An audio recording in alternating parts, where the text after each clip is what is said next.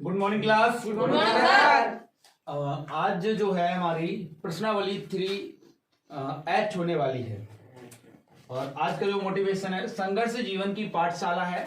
क्या है? संघर्ष जीवन की पाठशाला है। संघर्ष निराशा को नहीं निश्चय को जन्म देता है। और आज एक जयंती भी है ना? आज एक जयंती भी है। 28 तारीख हो चुकी है। तो आज कौन सी जयंती है? पंजाब केसरी जिसे कहा जाता है। किसको कहा जाता है? लाला लाजपत राय को। ठीक है, तो इनकी आज जयंती भी है। चलिए तो हम लोग सीधा प्रश्नावली पर पहुंचते हैं और प्रश्नावली है 3H। अच्छा, एक चीज याद रखना, ये जो क्लास है ना सभी लोगों के लिए बहुत ज्यादा लाभदायक होने वाली है, क्योंकि परीक्षा के समय बहुत ज्यादा अच्छे से हम लोग नहीं पढ़ पाते हैं। तो इसलिए हमने क्या सोचा, क्यों ना रिवीजन किया जाए। तो जब हम रिवीजन करने वाले हैं और रिवीजन कर रहे हैं और वो भी फास्ट तरीके से हम लोग रिवीजन कर रहे हैं, तो ये पूरा लाभ देगी, है ना। परीक्षा में जब भी आप क्वेश्चन को लगाओगे ना तो एकदम जबरदस्त तरीके से इन क्वेश्चनों को लगा पाओगे। इसलिए ये जो क्लास है लेना बहुत ज्यादा जरूरी हो जाता है आप लोगों का। ठीक है, तो सभी लोग, जो भी लोग अभी ऑनलाइन देख रहे हैं, वो भी अपना कॉपी पेन निकाल के बैठा करें और साथ ही साथ क्या किया करें, क्वेश्चंस को लगाया करें। ठीक है, तो देखते हैं प्रश्नावली 3H। ए और बी की मासिक आय का अनुपात 9:7 है और उनके मासिक व्यय का अनुपात 4:3 है। यदि इनमें से प्रत्येक 200 मासिक बचाता है तो प्रत्येक की मासिक आय ज्ञात कीजिए। मतलब दो व्यक्ति हैं, कौन कौन है? ए और बी, और उनकी मासिक आय का अनुपात है 9:7 और उनका व्यय जो है वो है 4:3। तो इसमें कुछ बहुत ज्यादा नहीं है, तो हम लोग मान लेंगे ए की मासिक आय बराबर कितना है? 9, है ना। तो 9x। इसी तरह ए की बी की मासिक आय बराबर हो जाएगा हमारा 7x और ए की मासिक व्यय कितना हो जाएगा? 4y। ठीक है, यहां पर मानेंगे y। क्या मानेंगे? y। देखो, जब आय है उसको x मानेंगे और जो व्यय है उसको हम क्या मानेंगे? y। तो कितना हो जाएगा? 4y और ये हो जाएगा हमारा v की मासिक व्यय बराबर 3y। ठीक है, और ये बोला गया है कि ये प्रत्येक महीने कितना बचाते हैं? 200 बचाते हैं। तो समीकरण क्या बनेगा? समीकरण बनेगा, अब यहां पर लिख देंगे प्रश्नानुसार। भाई हमने अगर 500 कमाया और 200 खर्च कर दिया तो हमने कितना बचाया? 300 बचाया ना। तो किसी ने 9x कमाया और 4y खत्म कर दिया, तो हमारा समीकरण बनेगा 9x माइनस 4y बराबर कितना बचा रहा है? 200। इसी तरह से ये बनेगा 7x और माइनस का 3y बराबर 200। ठीक, समझ गए? तो ये समीकरण बन गया, समीकरण 1 और समीकरण 2। इन दोनों को हल करेंगे। हल करने के लिए हमें क्या करना पड़ेगा? यहाँ पर 3 का गुणा करेंगे और नीचे करेंगे 4 का। मतलब समीकरण 1 में 3 का गुणा और समीकरण 2 में 4 का। तो 9×3 27x माइनस का 12y बराबर 600। ये हो जाएगा 28x माइनस का 12y बराबर 800। इनको हम क्या करेंगे? घटा देंगे। ठीक है, क्या करेंगे? घटा देंगे। जब घटाएंगे तो ये कैंसिल हो गया, यहां पर बचा x, वो भी माइनस का, बराबर यहां पर बचा माइनस का 200। माइनस से माइनस खत्म, x बराबर 200 आ गया। x की वैल्यू कितनी आ गई? 200 आ गई। तो मतलब हमसे पूछा क्या गया है? प्रत्येक की मासिक आय ज्ञात कीजिए। और आय क्या थी? ये और ये दोनों, ये ना। तो मासिक आय, ए की मासिक आय अब यहां पर हम लगा देंगे। ए की मासिक आय कितनी है? मासिक आय है 9x। तो 9 गुणे x की वैल्यू 200, तो कितना हो गया? 1800 आंसर हो गया ए की मासिक आय। और इसी तरह v की अगर मासिक आय निकालेंगे, v की मासिक आय निकालेंगे तो क्या हो जाएगा? 7x यानी कि 7 गुणे 200, तो कितना हो जाएगा? 1400। तो इस तरह से ये दोनों आंसर आ गए हैं और दोनों की मासिक आय आ गई है। चलिए अब क्वेश्चन नंबर 2 देखते हैं। चलिए क्वेश्चन नंबर 2 देखें। दो अंकों की संख्या के अंकों का योग 9 है, तो x प्लस वाई बराबर 9। ठीक है, इस संख्या का 9 गुना, मतलब इस संख्या का 9 गुना। पहले तो हम संख्या लिख लेते हैं, संख्या का 10x प्लस वाई हो गई। संख्या के अंकों को पलटने से बनी संख्या, संख्या के अंकों को पलट देते हैं। 10y, भाई यहां पर हम पलटेंगे तो x की जगह पे क्या हो गया y, और y की जगह पे x। अब भाई बोला गया है संख्या का 9 गुना, पहले संख्या का 9 गुना कर लो, संख्या का 9 गुना, और बनी संख्या कितनी है 2 गुने के बराबर है, दोनों को बराबर कर लिया। ठीक है, अब इनको हल कर लेते हैं। अब इनको हल करेंगे, देखिए ये हो गया हमारा 90x प्लस 9y बराबर 20y प्लस का 2x, है ना। 90x माइनस 2x बराबर का 20y और माइनस का 9y। ठीक है, तो यहां पर कितना हो गया 88x बराबर 11y, और 11 अट्ठे 88, है ना। तो 8x बराबर y हो गया, यानी कि y की वैल्यू जो आ गई है वो कितनी है 8x। कितनी है 8x। ठीक है, तो देखो जब 8x है तो ये वैल्यू जो है ना हम समीकरण 1 के अंदर रख देंगे, तो रख देते हैं। तो x प्लस 8y है ना, y की जगह कितना रखेंगे 8y बराबर 9, x है ना यहाँ पर 9x बराबर 9, 9 से 9 खत्म, तो x बराबर कितना हो गया 9, वो 1। ठीक है, 9 1 है ना 9। ठीक है, तो हमारे पास अब x की वैल्यू 1 आ गई है, तो यहां पर भी रख देंगे, तो y बराबर 8 गुणे 1 बराबर कितना हो गया 8। ठीक है, अब संख्या हमारी थी x plus Y, x plus Y. ठीक है, तो x प्लस वाई मतलब संख्या हमारी हो गई कितना, x का मतलब 1 और y मतलब 8, तो संख्या हमारी कितनी आ गई 18। यही आंसर हो गया। तो देखो ला कितना है 10, इसमें भी रख सकते हो 10, x का मान हमारा कितना है 1 प्लस y का मान 8, तो कितना हो गया 10 प्लस 8 यानी कि 18। ये आंसर हो गया, ये देखिए 18 आ गया। ठीक है, तो 2 नंबर लग गया, समझ में आया 2 नंबर? नहीं आया तो एक बार और समझ लो। क्वेश्चन नंबर 2, दो अंकों की संख्या के अंकों का योग कितना है 9 है, मतलब x प्लस वाई बराबर 9। इस संख्या का 9 गुना, किस संख्या का जो मूल संख्या है। मूल संख्या हम कैसे लिखते हैं, जैसे 35 लिखना है तो 30 प्लस 5 लिखेंगे। ठीक है, x की जगह पे मतलब 3 मान लो x है और y कितना है 5 है, कुछ समय के लिए हमने मान लिया। तो हम इसको अगर संख्या लिखना चाहें संख्या के रूप में, तो हम ऐसे ही तो लिखेंगे 10x प्लस y, ऐसे ही तो लिखेंगे, बोलो। तो इसी प्रकार हमने क्या किया यहाँ पर कर दिया। तो ये देखो कैसे लिखा है 10x प्लस वाई, मतलब संख्या को लिखा हमने, लिख दिया। और यहाँ पर भी हमने क्या बोला गया, फिर आगे देखो संख्या के अंकों को पलटने पर संख्या के अंकों को पलट दिया, और जब पलटा तो ये 2 गुना रह गया, किसकी अपेक्षा, इसकी अपेक्षा, यानी कि 18 का 9 गुना और 81 का 2 गुना। 18 का 9 गुना और 81 का 2 गुना बराबर आएगा। कर लो आराम से।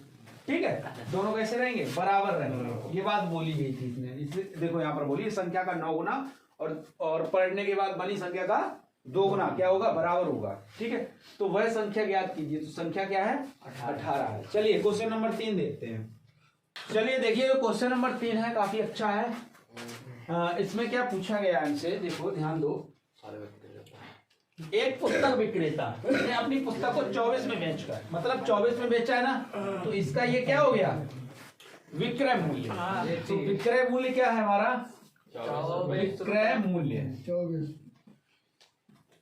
मूल्य बराबर 24 रुपए।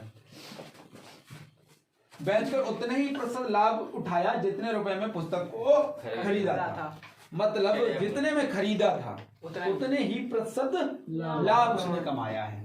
तो माना ये विक्रय ना, तो क्रय मूल्य मान लेते हैं। क्रय मूल्य बराबर कितना होगा x, अब उतने ही प्रतिशत उसने क्या कमाया लाभ। तो लाभ हमारा क्या हो जाएगा, लाभ बराबर x प्रतिशत। x प्रतिशत हो गया, मतलब कि x बटा 100। उसने पुस्तक को खरीदा था, तो पुस्तक का क्रय मूल्य ज्ञात कीजिए, मतलब x हमें फाइंड करना है। ठीक है, तो एक सूत्र होता है प्रतिशत लाभ बराबर प्रतिशत लाभ बराबर लाभ बटे लाभ गुणे 100 बटा क्रय मूल्य। क्या है? क्रय मूल्य है। तो प्रतिशत लाभ हमारा कितना है? x, ठीक है, बराबर, अभी लाभ भी तो पता करना है। लाभ, तो लाभ हमारा क्या हो जाएगा? देखो विक्रय मूल्य से क्रय मूल्य घटा दे तो लाभ निकल आता है। तो लाभ लला क्या हो जाएगा? लाभ बराबर 24 माइनस एक्स हो गया। तो लाभ की जगह पे हम क्या रखेंगे? 24 माइनस एक्स गुणे 100 बटा क्रय मूल्य। क्रय मूल्य एक्स, तो ये हो गया हमारा एक्स स्क्वायर बराबर 2400 माइनस 100 एक्स। अब इसको भी पक्षांतर कर लो तो ये हो जाएगा एक्स स्क्वायर प्लस का 100 एक्स और प्लस का माइनस का 2400 बराबर 0। ये बन गया द्विघात समीकरण। अब द्विघात समीकरण को हल करेंगे हम लोग, कुछ कॉमन तो है नहीं, 2400 के गुणनखंड कर लेते हैं। 2400 के गुणनखंड करेंगे तो देखो 2 एकम 2 दूनी 2 छंगे 2 तिया 150 75 3 से काटो, अभी 3 से भी तो कट रहा है ना। 3 दूनी 3 पंजे 5 पंजे 5 एकम, और हमें लाना कितना है? 100। चलिए अल्लाह, इनके गुणनखंड कर लिए हम लोगों ने। अब इनका बना लेते हैं। तो ये बन जाएगा जाके 120 माइनस 20, ठीक है, ये इतना बनेगा जाके, ठीक। तो इसको हम यहाँ पर लिख लेते हैं, अपना आराम से सेट कर लेना। एक्स स्क्वायर प्लस का 120 माइनस का 20 एक्स माइनस 2400 बराबर 0, ठीक है। तो x square plus 120 x minus 20 x minus 2400 बराबर 0। तो ला यहाँ पर एक्स कॉमन मिल रहा हमें, एक्स कॉमन मिलेगा तो यहाँ पर क्या हो जाएगा? एक्स प्लस 120 और माइनस का 20 यहाँ पर कॉमन मिल रहा है, तो यहाँ पर भी एक्स प्लस का 120 हो जाएगा बराबर 0। अब ला देखो एक्स माइनस 20 हो गया एक, और दूसरा हो गया कोष्टक एक्स प्लस 120 बराबर 0। इसको हम छोड़ देंगे, ठीक है। तो हमारा बचा एक्स माइनस 20 बराबर 0। तो एक्स बराबर कितना हो गया? 20 हो गया। तो ये हमारा यही आंसर होगा, क्योंकि हमसे क्रय मूल्य ही पूछा गया था और क्रय मूल्य हमने निकाल लिया। कितना हो गया? 20 रुपए हो गया। और 20% ही इसने क्या कमाया? लाभ, ठीक है। कितना कमाया? 20%, क्योंकि 24 जो है 24 विक्रय मूल्य, उसने 24 रुपए में बेचा और 20 रुपए की खरीदी थी चीज। कोई भी जो वस्तु है ना, पुस्तक 20 रुपए में खरीदी थी और 24 में बेच दी, तो कितना लाभ हो गया? 20% हो गया ना। 20 का अगर 20% निकालोगे तो कितना आएगा? 4 आएगा। तो भाई 24 रुपए विक्रय हो गया, ठीक है। कोई दिक्कत है यहाँ तक? ठीक है, तो यही आंसर होगा। चलिए क्वेश्चन नंबर 4 देखिए। 5 पेंसिल 5x प्लस 7y बराबर 50, ठीक है। आगे बन जाएगा भाई x 5x प्लस क्या है? 7x प्लस 5y बराबर 40 रुपए। समीकरण 1 है, समीकरण 2 है, इनको ही हमें तो हल करना है। तो हम क्या करेंगे? यहाँ पर ऊपर वाले में क्या कर दें? 7 का गुणा कर दें और नीचे वाले में अरे कुछ भी कर लो, ऊपर 5 का कर दो, क्या दिक्कत है? नीचे 7 का कर दो। 5 पंजे 25 एक्स प्लस 35 वाई बराबर 250 है ना। 49 एक्स प्लस 35 वाई बराबर 7 छक्के 42 हासिल 4 और 7 चौक 28 29 31 32 है ना। तो 322 हो गया। इसको अब देते हैं हम लोग, क्या करेंगे? घटा के देंगे, घटा देते हैं। तो ये खत्म। 49 से 25 गया तो यानी कि 4 और 2 24 एक्स, वो भी माइनस का बराबर ये 322। 250 कम कर दो तो कितना बचा? 72 बचा ना। और वो भी माइनस का, माइनस से माइनस खत्म। 24 दूनी 72, ठीक है। 24 तिया ना, 24 तिया 72। एक्स बराबर 3 आ गया भाई, एक्स बराबर 3 आ गया। एक्स का मान समीकरण 1 में रखने पर, समीकरण 1 में रखने पर, समीकरण 1 है हमारा 5x, एक्स की वैल्यू आ गई है ना। तो 5 × 3 प्लस 7y बराबर 50। तो ये हो जाएगा 15 प्लस 7y बराबर 50, ठीक है। तो ये जब होने के बाद क्या हो जाएगा? 7y बराबर हमारा कितना बचा? 35। ये घटा दिया 15 इसमें से, है ना। तो 7 से काट दो, 7 पंजे 35, y बराबर 5 आ गया। x क्या है हमारा? पेंसिल है, और y क्या है हमारा? कलम। यहाँ पर आराम से लिख भी सकते हो, माना कलम का मूल्य x और क्या है, पेंसिल का मूल्य बाई है ना, पेंसिल का मूल्य एक्स और कलम का मूल्य बाई मान के इस तरह से तुम लगा सकते हो। ये आंसर हो गए दोनों। ठीक है, चलिए अब क्वेश्चन नंबर जो 5 है ना उसको देखते हैं। क्वेश्चन नंबर 5, चला क्वेश्चन नंबर 5 कह रहा है एक व्यक्ति कुछ मासिक वेतन पर नौकरी शुरू करता है और प्रत्येक वर्ष उसके वेतन में एक नियत वृद्धि होती है। यदि नौकरी के 4 वर्ष पश्चात उसका वेतन 2200 हो, 15 वर्ष बाद उसका वेतन 2750 है, तो आरंभ में उसका वेतन कितना था, वार्षिक वृद्धि क्या थी, ज्ञात कीजिए। थोड़ा घुमा रहा है, बहुत ज्यादा टफ भी नहीं है। ठीक है, बहुत ज्यादा टफ भी नहीं, कोशिश करना है इसको। ठीक है, जो क्वेश्चन है अभी हमारे पास उनको लगा देते हैं। चलिए क्वेश्चन नंबर 6 देखो क्या बोल रहा है। मेवे में 700 ग्राम के एक पैकेट की लागत 72 है। मतलब मेवे में 700 ग्राम के एक पैकेट, मेवा की एक पैकेट है जो 700 ग्राम की है और उसकी जो लागत है वो कितनी है, 72 रुपए है। इसमें कुछ काजू तथा कुछ गिरी है। ठीक, क्या है, कुछ काजू की गिरी है और कुछ जो है उसमें किशमिश है। जो भी है देखो, इसमें 2 चीजें हैं, काजू की गिरी और किशमिश। यदि काजू की गिरी का भाव 96 प्रति किलोग्राम हो, कितना हो, 96 रुपया का 1 किलो। ठीक है, और किशमिश का भाव 112 प्रति किलोग्राम हो। ज्ञात करो उस पैकेट में दोनों मेवों की तौल अलग अलग कितनी है। मतलब इसमें अनुपात पूछा गया है, मतलब वजन पूछा गया कितना कितना है। ये हम मान लेंगे, माना 700 ग्राम में जो मेवा है ना, मेवा में जो क्या है, गिरी की मात्रा बराबर कितना, x, और किशमिश की मात्रा बराबर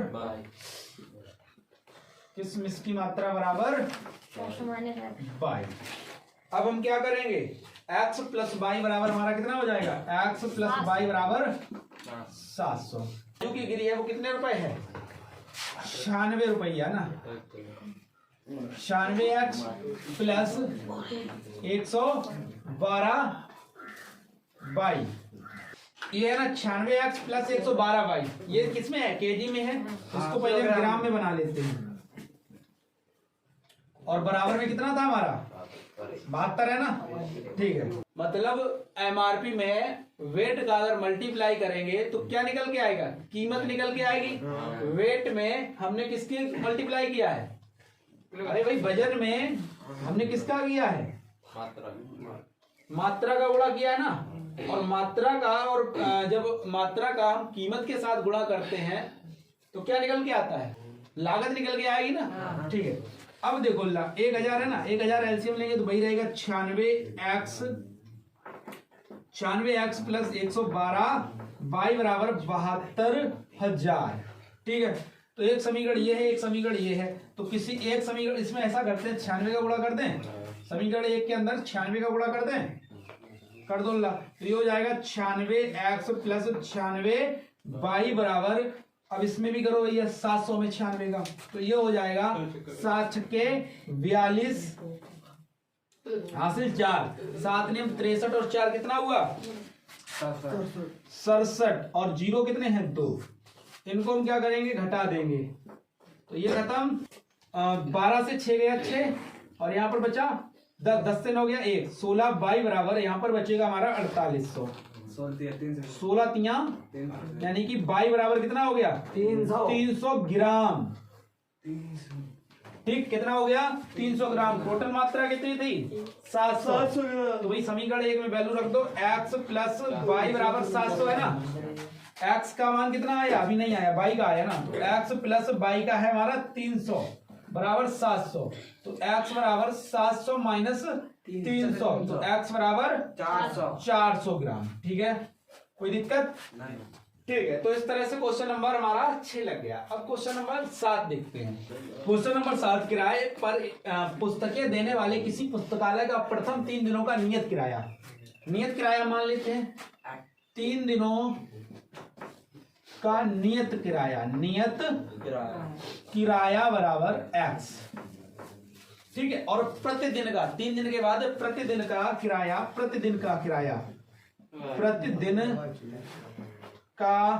किराया बराबर जो हो गया हमारा वो हो गया 22।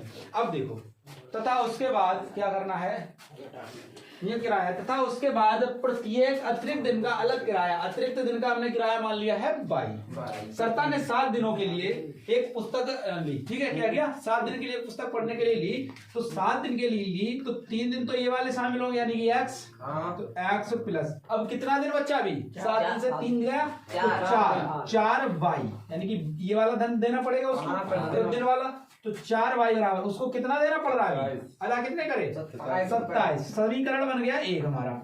अब दूसरा देखते हैं, जबकि सूसी है ना, सूसी ने एक पुस्तक 5 दिनों तक रखने के, देखो 5 दिन रखा तो 3 दिन तो ये शामिल थे, तो ये x प्लस, अभी कितना दिन बचा, 2 दिन, तो 2y बराबर कितना हो गया हमारा 21। समीकरण 1 और 2 बन गए। अब इनको घटा देते हैं, x से x गया तो 2y बराबर हमारे पास बचा 6, 2 3 6, y बराबर 3, यानी कि y बराबर 3। हमसे पूछा क्या गया था, अतिरिक्त दिन का किराया ज्ञात कर, दोनों अतिरिक्त, अच्छा दोनों पूछे गए हैं। नियत किराया पूछा है, नियत किराया हमारा कौन सा था, नियत किराया था हमारा x, तो x का भी मान पूछा गया, y बराबर यानी 3 आया, इसका मतलब 3 रुपए प्रति दिन के हिसाब से सब देने पड़ रहे हैं अतिरिक्त, ठीक है। जैसे 3 दिन के बाद चौथा दिन हुआ तो 3 रुपए और एक्स्ट्रा देने पड़ेंगे, ठीक है। तो अब देखते हैं x का मान रख देते हैं समीकरण 1 में, y का मान, तो x प्लस 4 इंटू 3 बराबर 27, तो x प्लस 12 बराबर 27, यही तो था, तो x बराबर 27 माइनस 12, तो x बराबर कितना हो गया 5 और 1, यानी कि 15 रुपए, यानी कि 3 दिन का किराया कितना है 15 रुपए, ठीक है। चलिए ठीक है, आज की क्लास को हम लोग यहीं पर समाप्त करते हैं।